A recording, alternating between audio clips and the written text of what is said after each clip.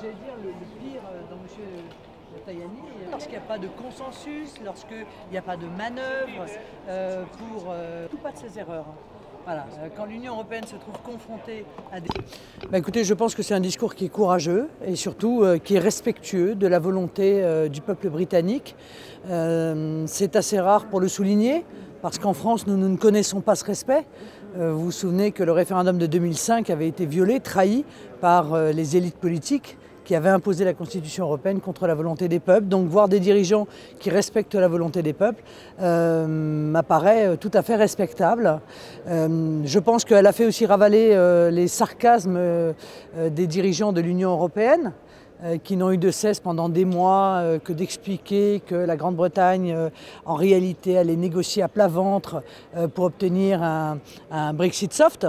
Et elle est venue dire non, nous allons renégocier l'intégralité des traités qui nous lient à l'Union européenne. Donc voilà, je considère que tout cela va dans le sens, encore une fois, du respect de la démocratie.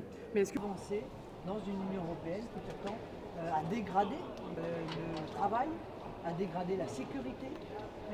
Mais pourquoi l'Union européenne a peur? Parce qu'elle sait qu'elle est détestée.